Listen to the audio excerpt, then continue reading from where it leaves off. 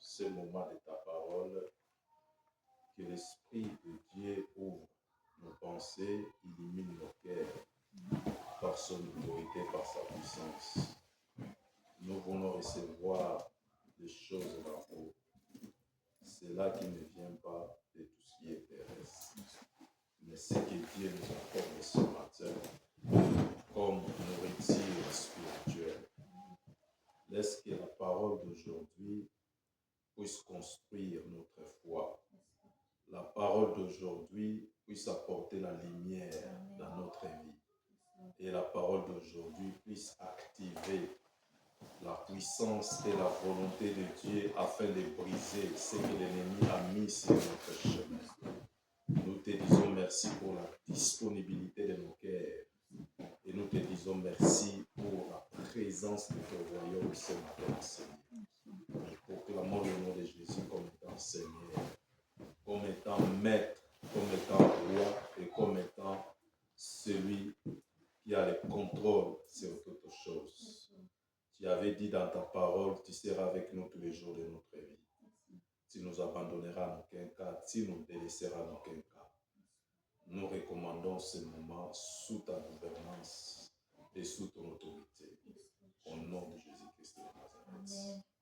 Amen. Amen. Amen. Très fort. Amen. Amen. Amen. Amen. Je bénis le Seigneur pour ce moment qu'il nous accorde. En ces jours, nous voulons partager un sujet particulier et nous aborderons notre thème qui s'intitule la restauration. La restauration. La restauration. Nous ouvrons la Bible dans l'évangile de Jean chapitre 10. Jean 10, 10. C'est un verset biblique qui est familiarisé à tous les chrétiens. J'aimerais qu'on lise Jean 10, 10. On peut commencer en anglais. Évangile de Jean chapitre 10, verset 10.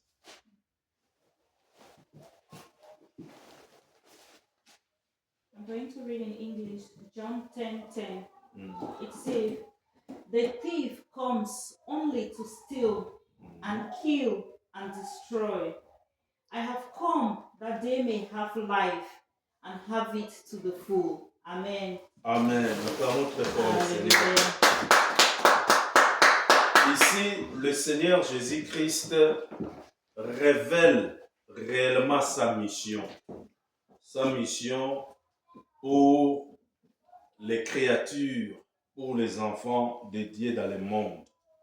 Et Jésus dit ceci, les voleurs. Il n'appelle pas le diable Satan ni Lucifer. Il lui donne la qualification d'un voleur. Pourquoi? Parce que le rôle d'un voleur, lorsqu'il arrive dans ta maison, c'est premièrement pour te dépouiller. Le voleur ne peut pas te tuer, le voleur ne peut pas mettre fin à ta vie si physiquement il n'agit pas d'abord dans ton corps. Amen. Amen. Donc pour que le voleur puisse te dépouiller, il commence d'abord à te neutraliser. Ici, Jésus donne la qualification et la mission que le diable assure les créatures de Dieu sur la terre. Il dit ceci, le voleur ne vient que pour, premièrement, voler ou dérober. Amen. Amen. Et après avoir te volé, il va voler quoi? Il va voler la grâce. Il va voler quoi? Il va voler la bénédiction. Amen. Amen. Il va voler quoi? Il va voler l'étoile que Dieu a mis dans ta vie. Donc, lorsque nous voulons parler de la restauration, la première des choses, il faut que nous puissions comprendre à quel moment où Dieu doit intervenir pour réparer notre vie. Et pourquoi la restauration? Parce que quelque part, il y a eu une vie qui était brisée. Une vie qui a été touché par des problèmes, par la maladie, par le chèque, et tout ce qui s'est passé dans la vie de cette personne-là révèle réellement le rôle du diable. Amen. Amen. Parce que Dieu ne peut pas venir voler ce qu'il t'a donné. Amen. Amen. Ce qui a fait que nous puissions avancer dans notre vie, réussir, c'est pas notre effort ou notre intelligence. Amen. Amen. Mais c'est la grâce que Dieu dépose dans la vie de chaque personne. Les talents que Dieu dépose dans la vie de chaque personne. Amen. Amen. Les opportunités que Dieu te donne. Parce que c'est la grâce de Dieu qui attire ce qu'on appelle la faveur divine. C'est la grâce de Dieu qui ouvre les portes. C'est la grâce de Dieu qui fait que tu puisses réussir dans un domaine ou un autre. Amen. Amen. Et ici, la Bible dit, lorsque les voleurs se présentent, lorsqu'il te vole, il va voler quoi? Il va voler la bénédiction que tu as. Et il va maintenant entamer la deuxième étape, ça serait pour t'égorger. Amen. Amen. Il viendra maintenant pour t'égorger. Après avoir t'égorgé, il fait quoi? La Bible dit ceci, les voleurs ne viennent que pour dérober, égorger et détruire. Égorger veut dire tuer, détruire, c'est-à-dire même tout ce que Dieu t'avait donné, il va le détruire afin qu'il y ait une mort éternelle sur ton existence et sur ta bénédiction.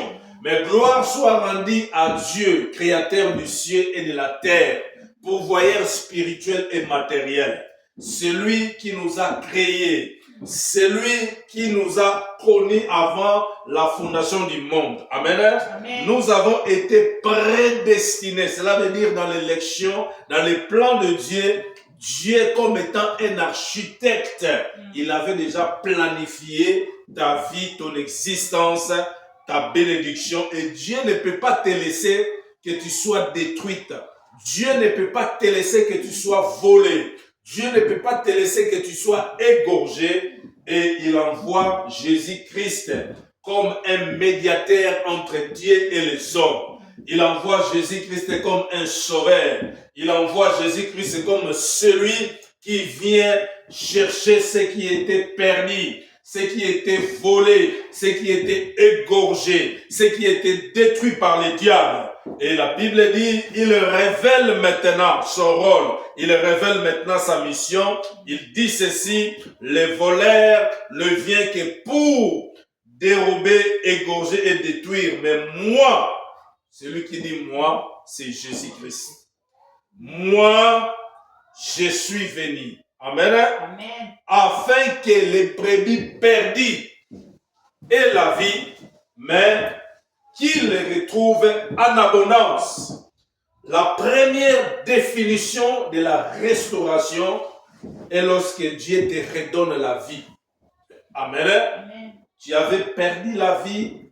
Ce n'est pas seulement le souffle de vie. La vie, ça peut être le travail. La vie, ça peut être une bénédiction. La vie, ça peut être la santé. Amen. Amen. Donc, il y a des gens qui existent, mais ne vivent plus. Pourquoi? Parce qu'ils n'ont plus la force. Ils sont cloués sur les lits malades pendant 5 ans, 6 ans, 10 ans. Il a le cancer. C'est-à-dire, cette personne-là existe mais ne vit plus. Amen. Il y a des gens, depuis qu'il est né, il n'a jamais été béni. Il ne voit jamais la lumière dans sa vie. Tout ce qu'il fait ne réussit pas. Il y a des blocages à droite, il y a des blocages à droite, il y a des blocages à gauche. Il y a des gens ici sur terre, toute leur vie, ils vivent seulement en train de chercher, en train de tâtonner de gauche à droite. Pourquoi? Parce qu'en est, il ne manque pas le sang, il ne manque pas l'eau, il ne manque pas l'intelligence, il ne manque pas la beauté physique, il ne manque pas la façon de parler, mais ce qui manque en est, c'est Yoshua Yamashiach, celui qui est le roi des rois, celui qui est le Seigneur, celui qui est la vie, c'est lui qui est la source de la vie. Il a dit, viens à moi, toi qui es fatigué, surchargé, je vais te faire entrer dans le repos. Amen. Amen. Et la restauration, la première restauration, définition de la restauration, ici, Jésus vient te redonner la vie. Donne-moi la main puissante. Amen. Amen. Il vient te redonner la vie, premièrement. Toi qui étais volé par le diable, il a volé la bénédiction de Dieu dans ta vie. Il a volé les dons que Dieu avait posés. Il a volé l'étoile que Dieu avait mis dans ta vie. Parce que le diable, c'est un menteur. Amen. Amen. Il n'est pas l'auteur de la vie. Il n'a jamais créé. Mais comme il est un menteur, il vient toujours au moyen du mensonge pour enlever ce que Dieu a mis dans ta vie. Et ce matin, nous avons une bonne nouvelle. Amen. Amen. Dieu ne nous abandonne en aucun cas. Il nous délaisse en aucun cas. Dieu est au contrôle de nos problèmes, de notre vie, de notre situation. Peu importe ce qui nous arrive, cela n'échappe pas au contrôle de Dieu et cela ne révèle pas qu'il est absent parce qu'il est toujours là, il est omniprésent. Dieu est omniprésent dans ta maison, dans ton travail, dans la vie de tes enfants, dans tes projets. Dieu est là. Il est toujours à tes côtés comme il était avec Daniel. Il est toujours à tes côtés comme il était au centre. Amen. Entre les deux brigands. Amen. Amen. Donc, une seconde avant la mort, Jésus-Christ entre les deux brigands, il va venir donner la vie à celui qui a dit que cet homme, il n'est pas pécheur, mais nous sommes des brigands. Mais lui, il ne mérite pas cette sanction. Et Jésus lui donne la vie. Donc, à chaque fois, le diable viendra voler quelque chose et il faut que nous, en tant qu'enfants de Dieu, en tant que serviteurs de Dieu, nous comptons sur la restauration divine. Dis avec moi la restauration. La restauration. La restauration divine. La restauration divine. Donc, la première des choses, Dieu te redonne la vie. Tu vas me dire, mais je vis comment encore Dieu va me redonner la vie. La vie a 3 dimensions. Amen. Amen. Tu peux vivre, mais sans vie. Donc, c'est-à-dire que tu existes. Et ici, lorsqu'on parle de la vie, on parle de la grâce. On parle de l'étoile. On parle de la bénédiction. On parle de la chose que Dieu a déposée dans ta vie. Donc, tant que tu existes, tu dois vivre le merveille de Dieu sur la terre. Et ces merveilles, cette bénédiction, cette étoile devient à travers la présence de Jésus dans ta vie. Je suis venu, ça c'est Jésus qui déclare, pour donner la vie. Je suis venu afin que les brebis aient la vie et qu'elles se retrouvent dans l'abondance. Donc, la deuxième définition de la restauration est que lorsque Dieu revient pour te donner la vie que tu avais perdue, il va te donner plus que ce que tu avais. Amen. Amen. Vous savez l'histoire de Job? Oui. Job a tout perdu, mais lorsque Dieu a restauré la vie de Job, il lui a donné plus que ce qu'il avait. Donc, c'est ça la définition de la restauration. C'est le rétablissement de la bonté de Dieu à ton égard. Le réfléchissement. Dieu réfléchit ta vie. C'est-à-dire, là où il y avait le réfléchissement, c'est Dieu te donne la fraîcheur, là où la chaleur, là où le malheur, là où tu étais accablé, bloqué, là où tu t'es cloué, là où il y a eu un problème de blocage, Dieu vient, il vient pour te rafraîchir, pour amener des jours nouveaux dans ta vie et pour amener une nouvelle histoire dans ta vie. Et celui qui a la capacité de faire ces choses, il s'appelle Yoshua Yamashiach. Il est le Seigneur de gloire. Il est la source de vie, l'étoile brillante du matin. Il est le soleil élevant et il est la lumière du monde, capable d'éclairer, de donner la lumière là où les ténèbres est entré. Il est l'étoile brillante du matin. Cela veut dire lorsque tu les rencontres, il va faire défi à tout obstacle, à tout problème qui s'élève dans ta vie. Donc voilà la première définition de la restauration. Amen. Amen. Donc lorsqu'il y a perte de vie dans un domaine quelconque, il y a ce qu'on appelle une mort spirituelle. Amen. Amen. Pas physique mais spirituelle. Et lorsque tu sens que tu es bloqué quelque part, dis-toi qu'il y a une mort spirituelle qui commence à entrer. Et l'épreuve révèle une mort spirituelle dans notre vie. Amen. Amen. Donc, tu as besoin de recevoir une vie nouvelle. Tu as besoin d'être restauré. Et d'être restauré de ta maladie, d'être restauré des difficultés, des blocages. Celui qui a la capacité de changer ta situation, ce n'est pas un homme. Amen. Amen. Celui qui a la capacité de changer les circonstances, la condition à laquelle tu es en train de traverser, c'est celui qui est capable. Il s'appelle Jésus-Christ de Nazareth. Amen. Amen. Nous lisons maintenant Jean chapitre 4. Nous sommes toujours dans l'évangile de Jean. Jean chapitre 4, versets 10 à 14. Jean chapitre 4, versets 10 à 14.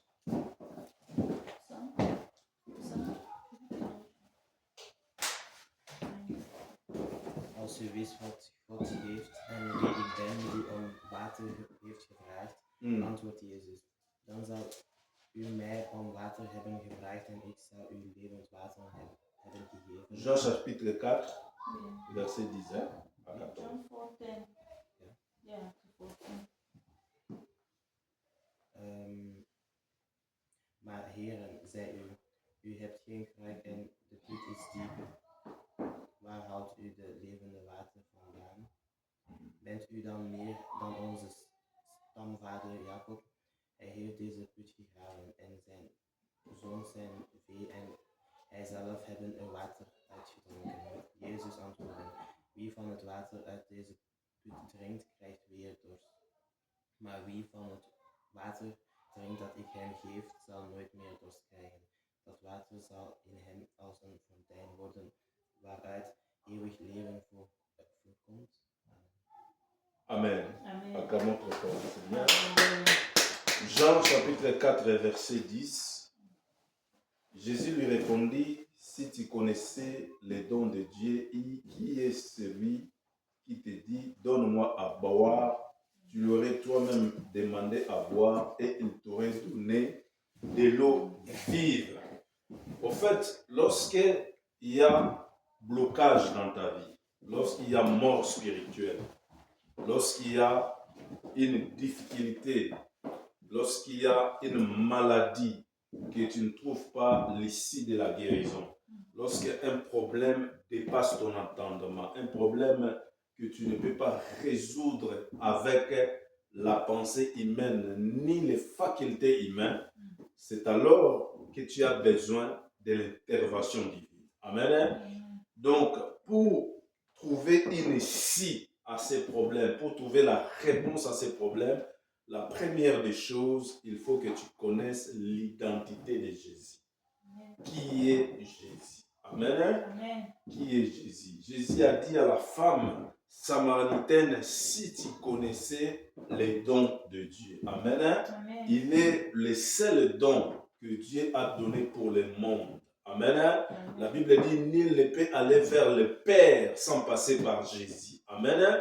Il est le seul médiateur que Dieu a réconcilié le monde avec lui. Amen. Amen. Jésus lui-même sur la terre, il dit, nul n'a connu le Père si ce n'est son Fils unique qui est sorti au sein de Dieu le Père. Amen. Amen. Et la Bible dit, sans Jésus, tu ne peux pas avoir la vie. Amen. Amen. Et sans Jésus-Christ, tu n'as pas la capacité de revivre ce qu'on appelle la restauration dans ta vie. Et lorsque Jésus était en face de cette femme, Jésus a simplement demandé de l'eau à boire à cette femme. Mais cette femme commence à expliquer à Jésus les problèmes ou soit la difficulté que le juif pouvait avoir avec les samaritains. Amen. Amen. Le problème n'était simplement que Jésus lui demande de l'eau à boire. Et Jésus lui dit ceci, si tu connaissais les dons de Dieu. Amen. Amen. Donc il est d'abord question de connaître qui est Jésus et qu'est-ce que Jésus peut faire dans ta vie. Si tu connais qui est Jésus et tu connais ses dons il est capable de faire dans ta vie, tu peux t'appuyer sur lui. Saluez la gloire de Dieu. On ne donne confiance à une personne à qui on peut compter sur cette personne. Amen. Amen. Donc, si tu ne peux pas compter sur cette personne, tu ne peux pas lui faire confiance. Amen. Amen. Lorsque Jésus se présente devant cette femme, il interpelle la conscience de cette femme.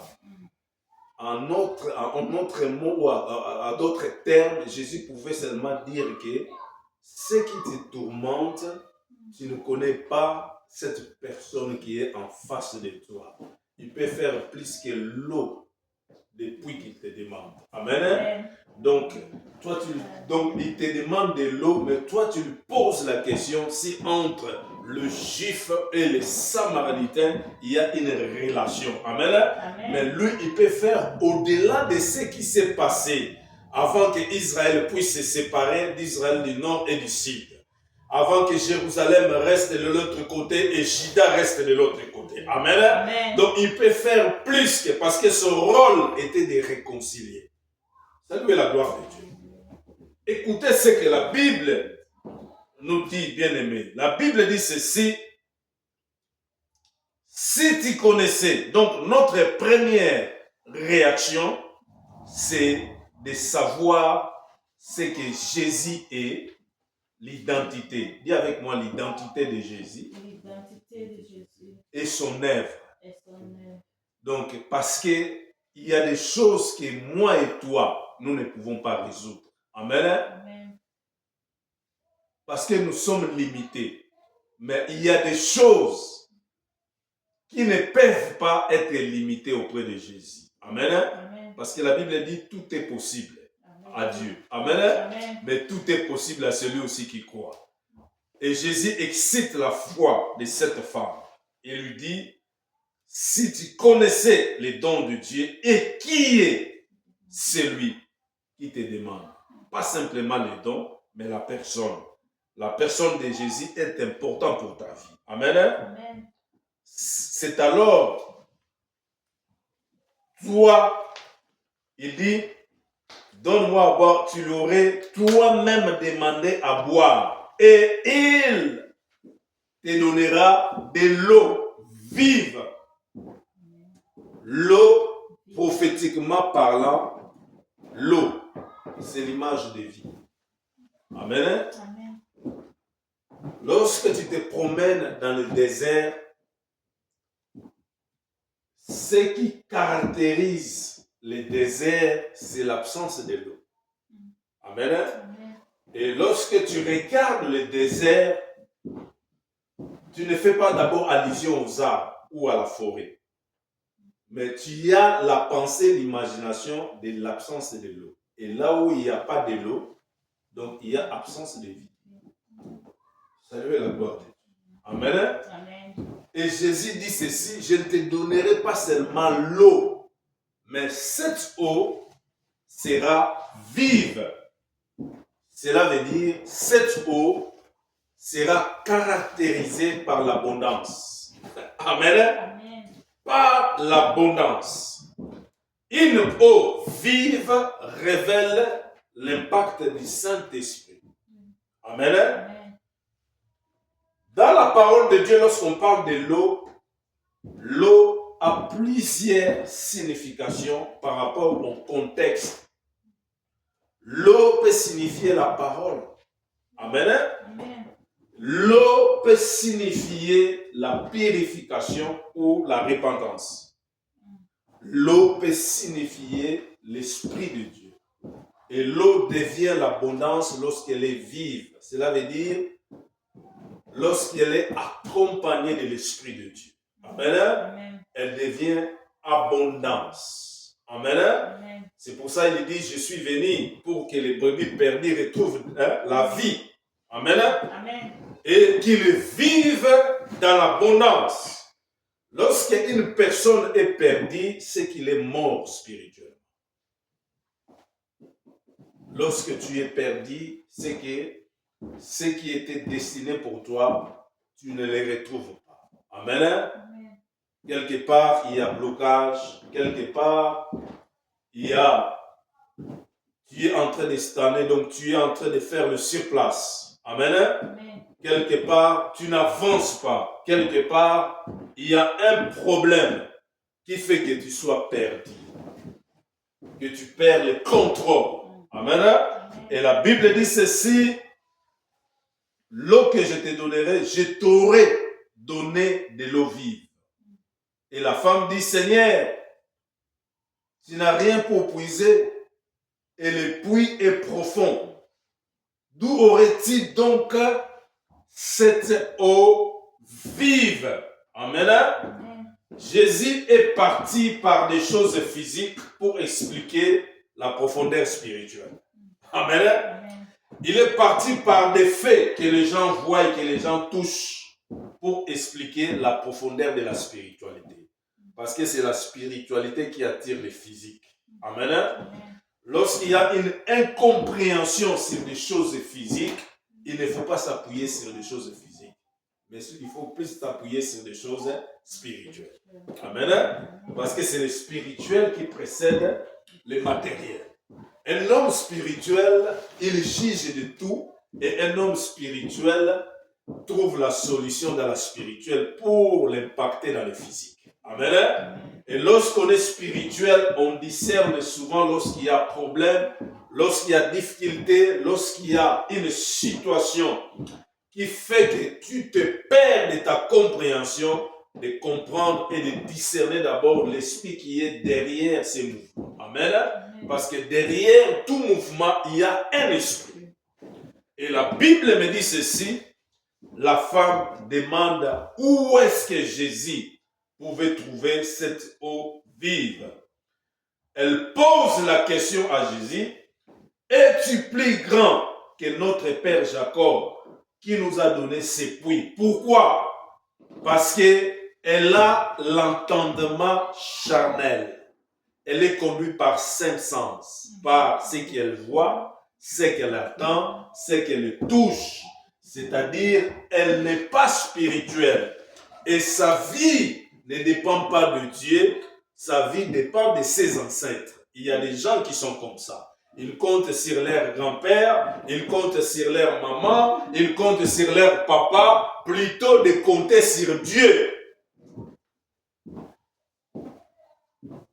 Elle pose la question, est-il plus grand que notre grand-père? Amen. Amen. Qui a construit ces puits. Pourquoi? Parce que toute sa vie, elle a épuisé de l'eau dans les mêmes puits. Donc, elle n'a aucune référence d'une autre solution. Elle a grandi, elle est née, elle connaît seulement ses puits. Elle connaît seulement que pour trouver la solution au problème de l'eau pour sa vie, elle doit se fier sur ses puits. Pourquoi? Parce que ces puits a été construit chez son grand-père. C'est son grand-père qui a construit ces puits. Et Jésus lui répondit, quiconque boit de cette eau aura encore soif. Si tu comptes sur ta maman, si tu comptes sur les matériels, si tu comptes sur les hommes, si tu comptes sur la tradition, sur les coutumes, il te manquera toujours des choses. Amen. Amen. Et tu seras toujours insatisfait. C'est la gloire de Dieu. Tu seras toujours insatisfait parce que l'homme est limité, mais Dieu n'est pas limité. Amen. L'homme peut faire des choses à la hauteur de ses capacités, mais Dieu est capable de faire des choses au-delà de ce que tu attends de lui. Parce que Dieu est esprit. L'homme, c'est un produit fini. Amen. Amen. Il est limité par les moyens, il est limité par les capacités, il est limité par ce qu'il est, parce que lui-même, c'est une créature. Saluez la gloire de Dieu. Alléluia. Et la Bible déclare ceci.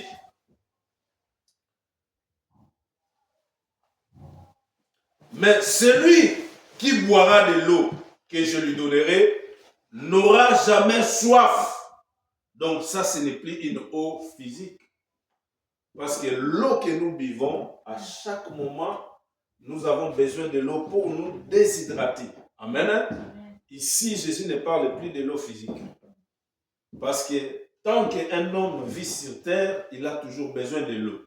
Mais ici, Jésus révèle quelque chose. Il dit, moi, si je te donne mon eau à moi, c'est pas pareil avec l'eau que tu prends tous les jours. Amen.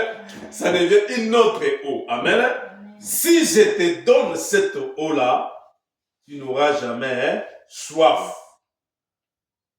Et l'eau que je lui donnerai deviendra en lui une source. Comment? Une source comment? Une source d'eau. Donc Dieu, lorsqu'il restaure ta vie, amen, Amen. c'est-à-dire il te rétablit dans sa préscience. Et il fait non seulement que tu sois restauré, mais Dieu fait que tu sois une source de bénédiction pour les autres. C'est pour ça que Jésus dit que l'eau que je te donnerai deviendra en toi une source. En d'autres termes, il y a des gens qui viendront puiser chez toi. Des gens qui viendront chercher la bénédiction parce que ta bénédiction déborde. Ta bénédiction déborde. Amen. Amen. Ta bénédiction déborde, déborde, déborde, déborde. L'eau que je te donnerai deviendra en toi une source d'eau qui jaillira. Donc il y a une continuité de la bénédiction. Parce que lorsque l'eau jaillit, on ne peut plus la contenir dans un récipient. L'eau qui jaillit coule. Et l'eau qui coule dépasse la dimension de la bouteille. Amen. Amen. Et lorsque l'eau jaillit, on ne peut pas l'arrêter. Elle doit couler. Elle devient une source de bénédiction pour les autres. Amen. Vous comprenez cette dimension de la restauration dans ta vie. Parce que le problème n'était pas pour Jésus de chercher de l'eau, mais Jésus avait compris que c'est cette femme qui avait le problème. Amen. Amen. C'est cette femme qui vivait un moment de blocage, un moment de difficulté dans sa vie. Et Jésus vient maintenant avec le message de la restauration dans la vie de cette femme. Si tu descends en bas, tu verras que ça ne serait plus l'histoire de l'eau. Ça va devenir une autre histoire. Parce que Jésus a commencé avec de l'eau, mais il a fini avec l'état civil de cette femme. En disant à cette femme, le mari même que tu as dans ta maison, amen, c'est pas ton mari. Parce que tu as vécu avec 5 maris. L'histoire a commencé avec de l'eau, mais l'histoire a fini avec le mari. Et à la fin, la Bible dit, Jésus lui dit, même celui qui est dans ta maison là, c'est pas ton mari. Amen. Amen. Et la femme dit, je vois, oh mon Seigneur, que tu es prophète. Que dois-je faire? Il faut que je retourne vers la montagne de Jérusalem en train de prier. Et Jésus sort du problème de son état civil. Mais maintenant, Jésus lui montre le chemin qui conduit à la restauration. Acclamez très fort le Seigneur. Le chemin qui conduit à la réparation de sa vie. L'histoire a commencé avec l'eau, mais elle a fini avec le chemin qui va conduire à la restauration de la vie de cette femme. Cette femme dit à Jésus, que dois-je faire? C'est la plupart des questions que nous nous posons lorsqu'il y a une incompréhension des choses dans notre vie. Lorsqu'il y a des difficultés qui arrivent, lorsqu'il y a des blocages et lorsqu'il y a des problèmes dans notre vie. C'est ce genre de questions que nous posons, mais nous les posons à des personnes qui ne peuvent pas nous donner des réponses. Nous devons poser ce genre de questions au roi des rois, au Seigneur des seigneurs. Amen. Il a la réponse à chaque question de ta vie. Il est la solution à ton problème. Il est celui qui est mort et ressuscité. Donc, il est le Seigneur de gloire, le roi des rois, et il est la vie et la résurrection. Amen. Il a cette capacité de te prendre là où tu es et de te faire monter et asseoir avec les grands de ce monde. Et Jésus dit à cette femme, l'heure est venue et elle est déjà là. Où les vrais adorateurs adoreront le Père en esprit et en vérité. Donc, il ne faut pas aller à la montagne de Jérusalem ou de Sion pour aller adorer. Parce que la femme dit à Jésus, que dois-je faire? Dis à celui qui est à côté, que dois-je faire? Que dois-je faire? Amen. Amen. Que dois-je faire?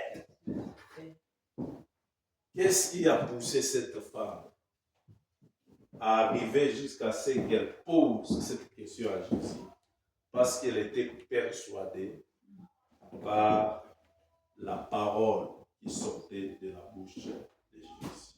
Amen. Amen. Dieu utilise toujours la parole pour te persuader, pour te convaincre de ta situation, de la condition que tu es en train de vivre, de ton problème qui a perduré. Amen. Amen. Dieu utilise toujours la parole. Amen. Amen. Lorsqu'il a croisé Moïse, il a utilisé seulement sa parole.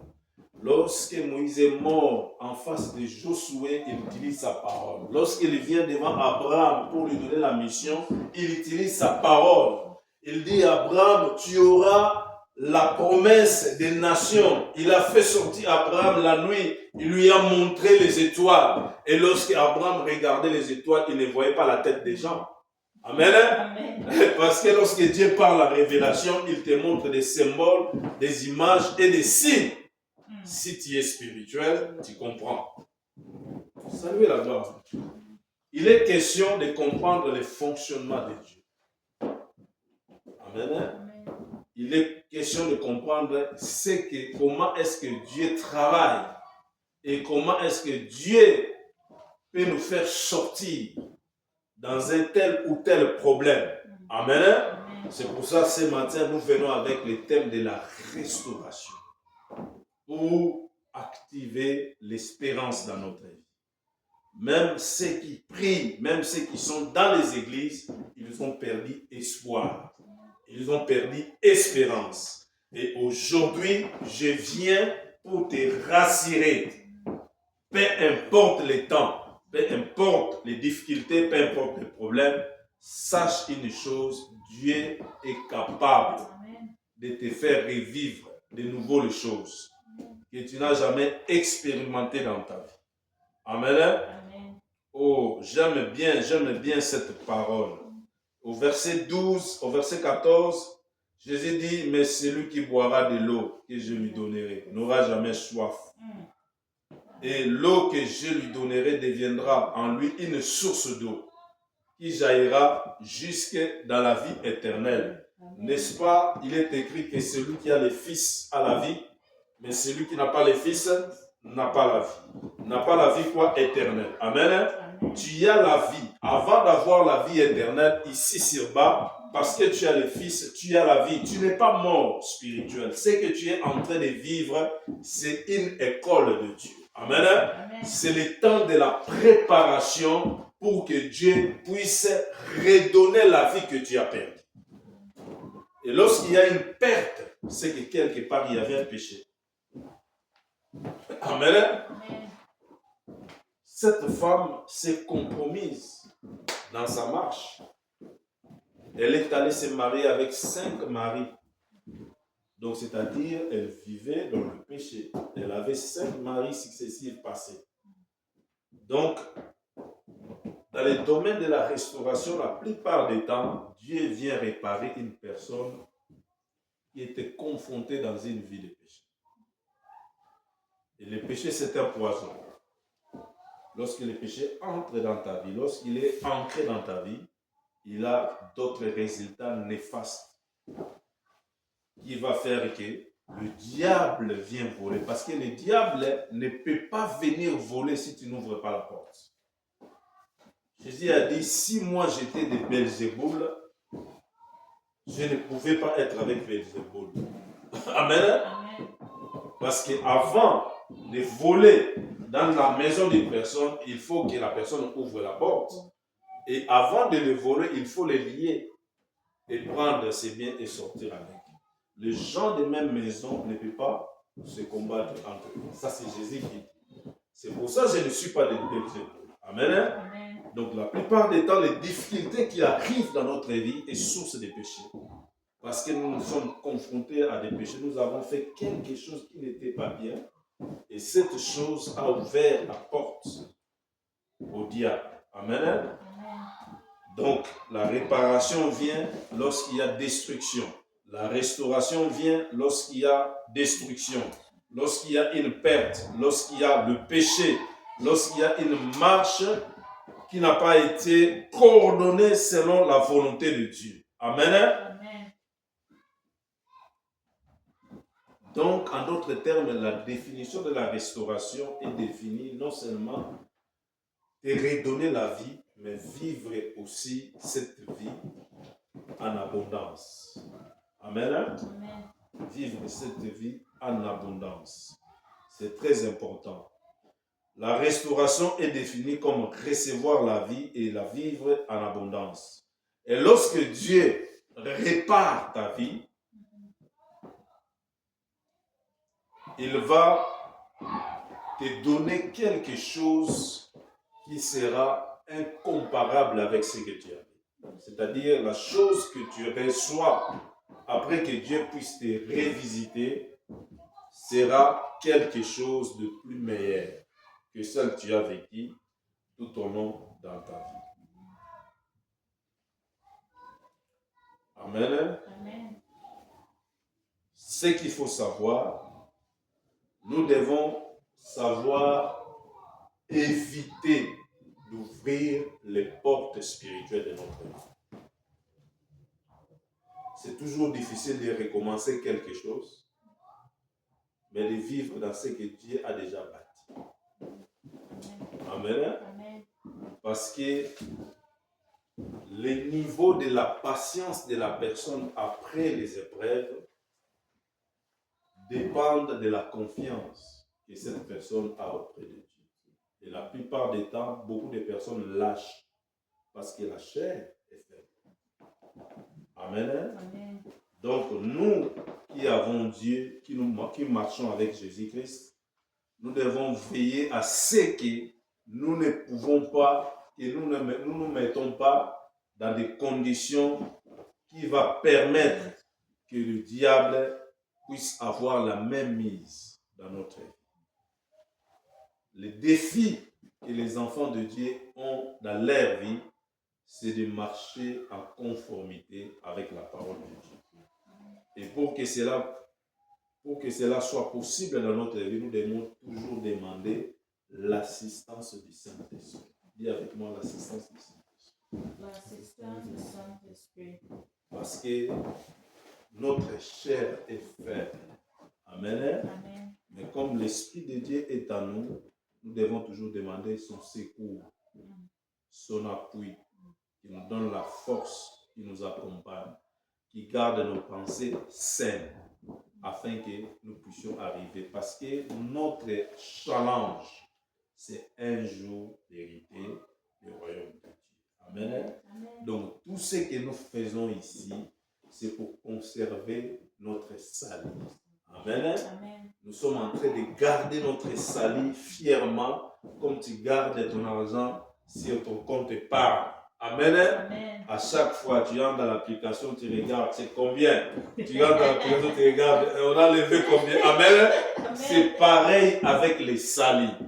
Tu peux tout faire, tu peux manger, tu peux t'habiller, tu peux boire, tu peux rouler carrosse, tu peux avoir des maisons, mais tout cela est éphémère. Pourquoi?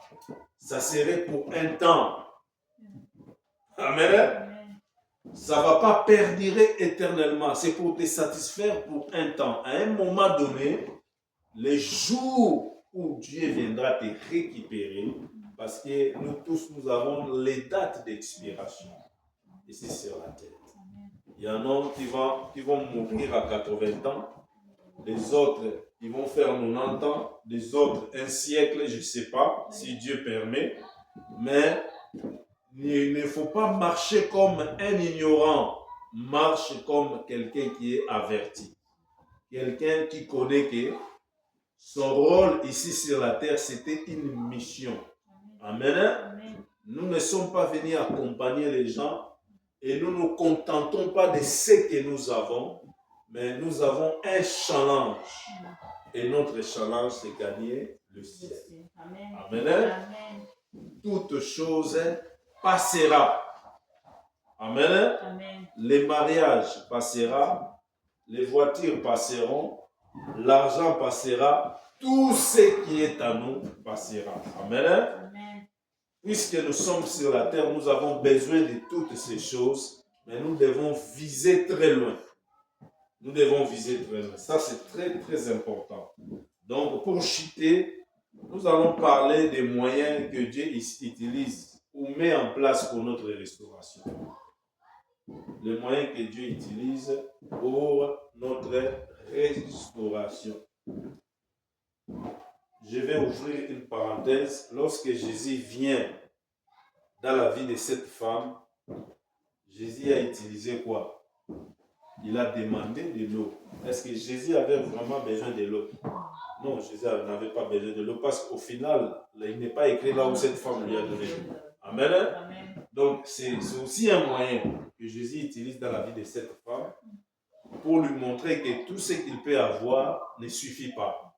Il manque quelque chose. Dis à celui qui est à tes côtés, il te manque quelque chose. Il te manque quelque chose. Quelque chose de surnaturel que tu n'as jamais expérimenté. Tu connais Dieu dans la parole, dans la Bible, mais tu n'as jamais expérimenté quelque chose avec Dieu. Donc, c'est qu'il te manque toujours quelque chose. Amen. Amen. C'est pour ça aujourd'hui, on est ici. Il nous manque quelque chose. Nous sommes toujours à la recherche de Dieu lorsque nous avons besoin de quelque chose. Amen. Amen. Lorsqu'il vient dans notre vie, c'est pour ouvrir les vides de notre cœur. Parce qu'aujourd'hui, si tu n'avais pas un permis, on te donne un permis. Tu commences à chercher une voiture luxueuse. Amen. Amen. Tu obtiens une voiture luxueuse, tu commences à chercher, acheter une maison ici, en Europe. Tu as une maison en Europe, tu commences à te penser, tu dis non, maintenant la maison ne me suffit pas. Il faut maintenant que j'ai 3, 4, 5 maisons. C'est vrai. Amen. Amen. 4, 5 maisons. Pourquoi 4, 5 maisons? Parce que tu veux maintenant avoir la prospérité et que ton nom soit cité. Bon, tu as acheté 3, 4 maisons, tu dis non, ça ne suffit pas. J'ai investi dans les maisons, maintenant je vais investir dans les commerces. Allez, action, j'entre dans les bourses. Il faudrait maintenant que je sois connu comme quelqu'un qui est dans les bourses. Tu finis dans les bourses, tu descends en Afrique. Je vais acheter toutes les maisons de mon quartier et je vais faire une ville. Amen. Amen. Il te manque toujours quelque chose. Salut là-bas. Et le jour où tu meurs, on te met dans un petit cercueil avec le bois. Amen. Amen.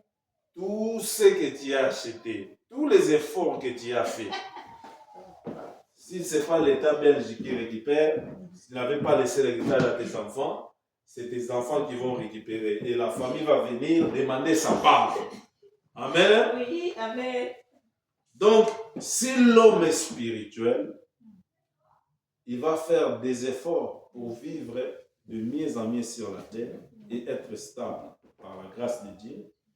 Mais il va préparer son éternité, là où est sa demeure éternelle. Amen. Amen. Parce qu'un jour viendra et lorsqu'elle va arriver comme les voleurs. Tu ne vas même pas te souvenir et tu ne sauras pas ce qui s'est passé. Amen. Amen. Mais ceux qui vont rester ici, lorsque toi tu meurs, c'est eux qui auront conscience et connaissance que notre frère, notre sœur vient de mourir. Mais toi, tu ne sauras même pas ce qui se passe. Amen. Amen. Les moyens que Dieu met en place pour te restaurer. Dieu ne travaille pas comme un religieux. Dieu, il est multidimensionnel. Ce que Dieu fait avec toi, ce n'est pas ce qu'il fait avec moi, ce n'est pas ce qu'il fait avec nos frères là-bas.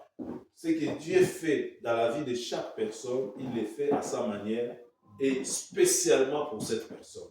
Donc, nous sommes uniques, nous sommes spéciaux. Chaque personne est spéciale et unique. Et chaque personne a quelque chose de la part de Dieu. Amen. Amen.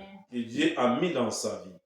Mais le plus souvent, lorsque Dieu veut te restaurer, il veut la première des choses que Dieu veut dans ta vie, c'est ce qu'on appelle la repentance.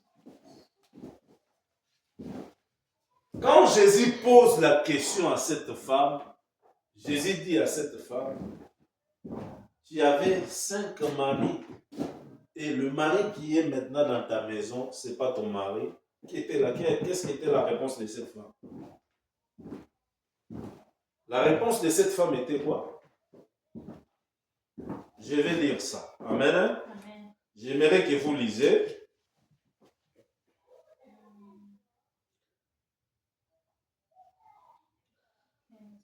Verset 15. Vous pouvez lire au verset 15. The woman said to him, Sir, give me this water so that I won't get thirsty and have to keep coming here to draw water. He told her, Go call your husband and come back. I have no husband, she replied. Jesus said to her, You are right when you say you have no husband. The fact is, you have had 5 husbands, and the man you now have is not your husband. What you have just said is quite true. Amen. La femme dit, en cela, tu as dit vrai. Amen. Amen. Donc, l'acte que cette femme pose est le début de la repentance. Amen. Amen. Parce que quand Jésus lui dit, est-ce que tu peux aller appeler ton mari? La femme dit que je n'ai pas de mari. Au lieu de dire que je vis avec quelqu'un. Je ne sais pas la nuance, la différence. En même temps, elle vivait avec quelqu'un. Et Jésus révèle que tu as quelqu'un, mais tu es en train de nier que tu n'as pas quelqu'un. Parce que quand Jésus dit, va appeler ton mari, non, je n'ai pas de mari, mais il avait quelqu'un dans sa vie. Amen. Amen. Et Jésus lui dit, parce que tu as dit que tu n'as pas quelqu'un, même celui qui est là-bas à la maison, parce que les femmes, ils sont fortes dans le mensonge. Amen. Amen. Et surtout que si une femme est en train de chercher quelqu'un, elle peut combiner 4 copains. Si elle espère, parce que ce n'est pas tous. Et pour avoir cette dimension, il faut être fort dans les mensonges. Pour savoir gérer l'un et l'autre. Parce que pour toi, comme tu n'as pas une personne qui s'est présentée pour le mariage, tu es en train de te chercher. Mais en même temps, tu es en train de t'embourber, tu es en train d'ouvrir des portes. Amen. Amen. Et lorsqu'il avoue maintenant, elle dit à Jésus, ce que tu as dit, c'est vrai. Amen. Amen. Et l'acte que cette femme pose, c'est ce qu'on appelle la repentance. Amen. Amen. La repentance, c'est quoi? la repentance, c'est le changement de la mentalité ou de l'opinion de la pensée. La repentance est le changement de ta mentalité ou de l'opinion de ta pensée. Si tu avais une autre opinion par rapport à celle de Dieu, pour que tu fasses entrer Dieu dans ta vie, pour que Dieu puisse intervenir dans ta vie ou pendant un moment quelconque d'une situation malheureuse qui se manifeste dans ta vie, il faut changer l'opinion de ta pensée. Si tu lis bien, tu verras qu'elle a changé directement l'opinion de ses pensées. Cela veut dire que sa mentalité a changé. Et lorsque sa mentalité a changé, qu'est-ce que cette femme dit maintenant? Qu'est-ce que cette femme dit? Verse 19, it says, the woman said, Oui. The woman said, I can see that you are a prophet. Ah, maintenant, elle appelle Jésus qui? Prophète. Est-ce que Jésus est prophète? Non, Jésus est plus qu'un prophète. Amen. Amen. Jésus est plus qu'un pasteur, il est plus qu'un docteur, il est plus qu'un apôtre. Jésus est plus, il est au-dessus des prophètes. Mais parce qu'il lui a dit la vérité. Amen. Amen. Et elle était persuadée de cette vérité. Elle dit à Jésus, je vois que tu es prophète. Amen. Amen. Et après, qu'est-ce qui se passe? Il dit maintenant à Jésus, je vois que tu es prophète. Et elle montre à Jésus, il dit, nos pères ont adoré sur cette montagne. Amen. Amen. Si tu suis le langage de cette femme, elle parle toujours de ses pères. Parce qu'il n'a pas connu Dieu, mais il a connu ses pères. Amen. Amen. C'est lui qui vit selon la tradition, sa foi est terrestre. Il n'a pas une foi divine, il n'a pas une foi spirituelle. C'est pour ça la Bible dit, nous ne comptons pas sur les chars et les chevaux, mais nous comptons sur les dieux d'Abraham, de Jacob et d'Isaac. En d'autres termes, cela veut dire le Dieu de l'alliance. Celui qui a l'alliance avec Dieu, il ne peut pas compter sur un homme mortel, un homme de la même nature que lui. Amen. Amen. Il dit nos pères.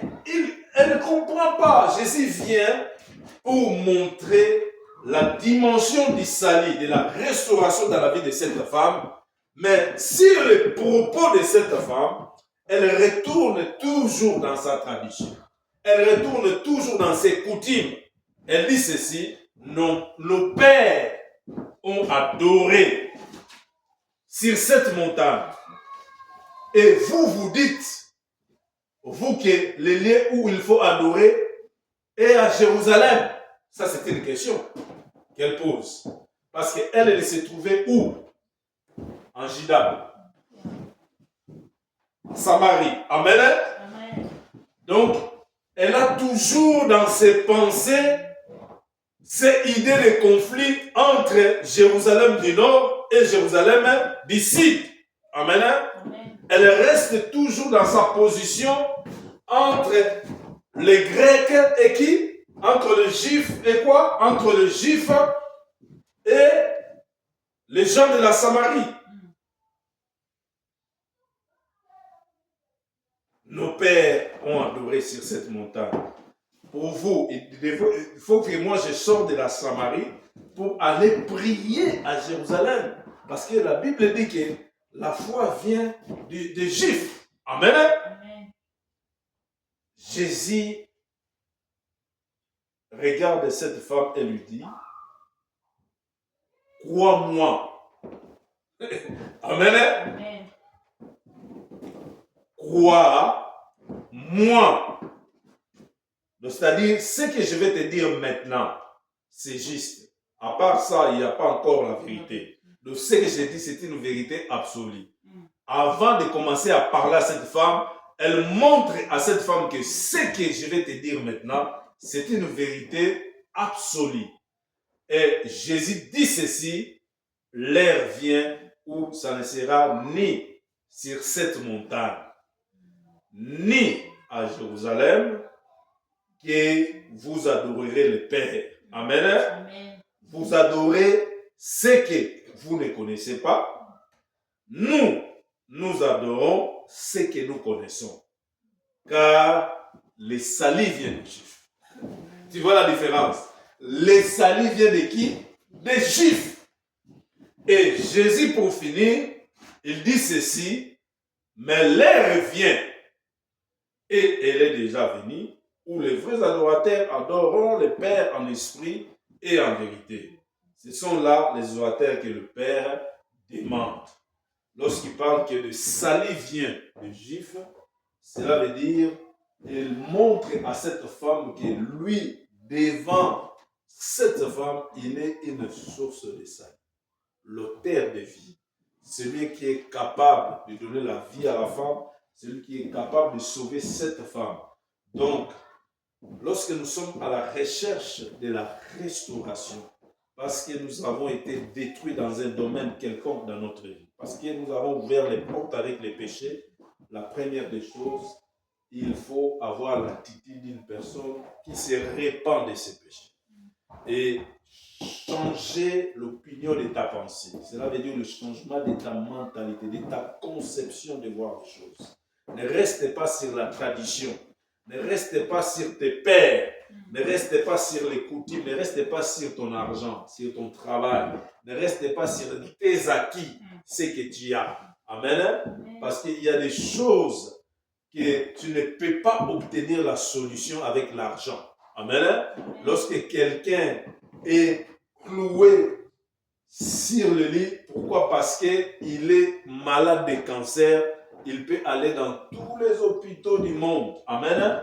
Peu importe sa richesse, cette personne ne peut pas trouver la guérison. Il y a des maladies comme le sida, tu ne peux pas être guéri. Il y a des maladies spirituelles, tu peux engager des dépenses parce que tu as l'argent, tu ne trouveras pas la solution. Amen. Donc, il y a des choses que Dieu lui-même est capable de donner la solution et la réponse. Amen. Et la Bible déclare ici que la repentance est le changement de mentalité et de la nature du cœur. Si tu acceptes que l'opinion de tes pensées change, tu dois changer aussi la nature de ton cœur. L'attitude du cœur compte beaucoup parce que c'est dans le cœur où provient la source de ta vie. Si ton cœur n'a pas changé, cela veut dire que ta vie n'a pas changé. Si tes pensées ne sont pas changées, c'est-à-dire que ta vie reste toujours la même. Dis avec moi la repentance. Très fort la repentance. La puissance de l'évangile, ce n'est pas d'abord la guérison, ce n'est pas d'abord les prophéties, c'est la repentance. Tout ce qui est guérison, prophétie, ce sont des ingrédients.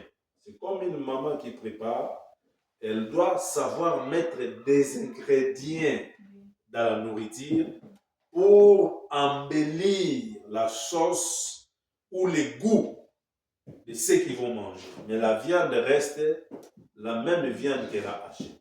Amen. Donc, tout ce qui peut être... Parce que Jésus pouvait se limiter à la prophétie. Hein? Lorsqu'il donne la prophétie, il se limite à la prophétie. Amen. Amen. Mais elle a fait comprendre à cette femme que c'était juste des ingrédients. Amen. Qui va te donner les désirs, les goûts de t'approcher auprès de moi. C'est un appât, c'est un moyen d'attirer vers Dieu.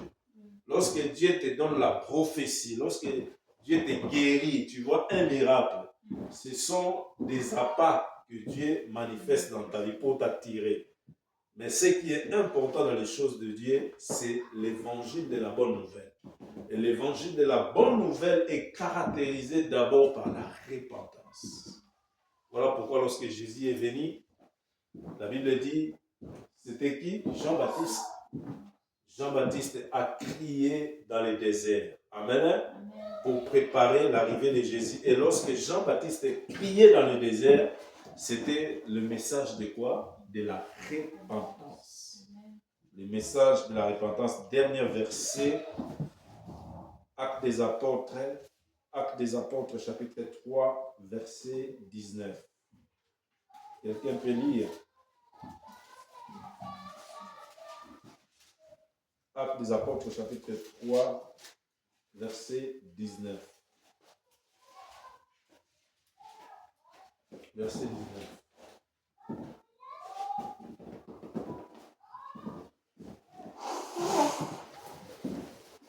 Acts chapter 3, verse 19.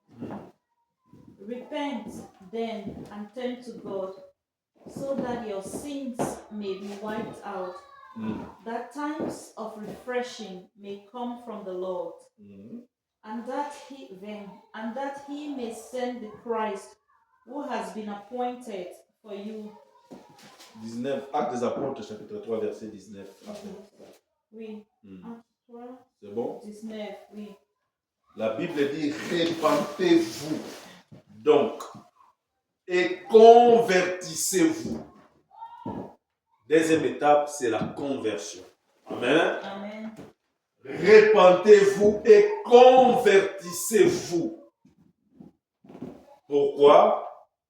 Répentez-vous donc et convertissez-vous pour que vos péchés soient effacés. Les péchés, c'est la plupart des temps le cause de nos malheurs. Amen. Amen. Donc, le diable n'a pas l'autorité sur l'enfant de Dieu. Le diable n'a pas le pouvoir sur nous. C'est nous qui ouvrons les portes pour le diable. Et lorsque nous ouvrons les portes, la plupart des temps, c'est par les péchés. C'est pour ça, pour que ces péchés soient effacés, nous devons nous repentir. Nous ne devons pas seulement confesser le péché, mais nous devons changer l'opinion de notre pensée. Parce que tu peux confesser tes péchés aujourd'hui et demain retomber sur le même péché.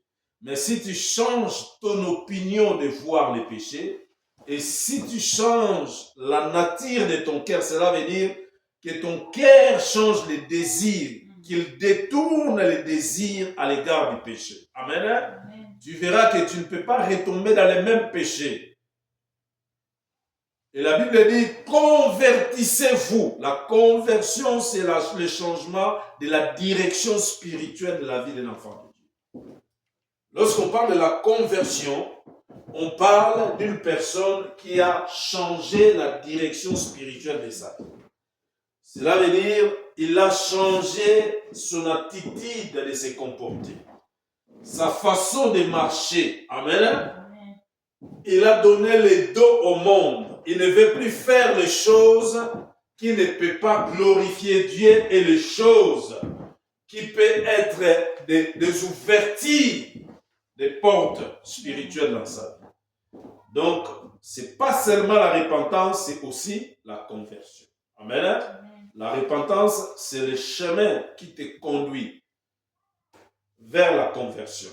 Parce que tu ne peux pas changer si tu n'as pas refusé les choses. Amen. Et la Bible dit, afin que des temps de rafraîchissement, les temps de rafraîchissement viennent de la part du Seigneur et qu'il envoie celui qui a été destiné. Il s'appelle Yoshua Yamashia. Amen. Amen. Le roi des rois. Jésus-Christ vient dans ta vie. Il vient réparer ce que toi-même tu as détruit. Vous comprenez cette dimension? Acclamons très fort le Seigneur. On va se limiter ici. Il vient, il est là. Il vient dans ta vie. Il sait que tu es ma fille. Il sait que tu es mon fils. Mais tu t'es méconduit, tu as détruit. Tu as détruit quoi? Les toits que Dieu t'avait donnés. Tu as détruit quoi? Les mariages que Dieu t'a donné. Tu as détruit quoi? Les travails que Dieu t'a donné. Tu as détruit quoi? Les finances. Toutes sortes de bénédictions que Dieu t'a données. Il vient, il est là. Amen. Amen. Que Dieu vous bénisse. Acclamons très fort le Seigneur.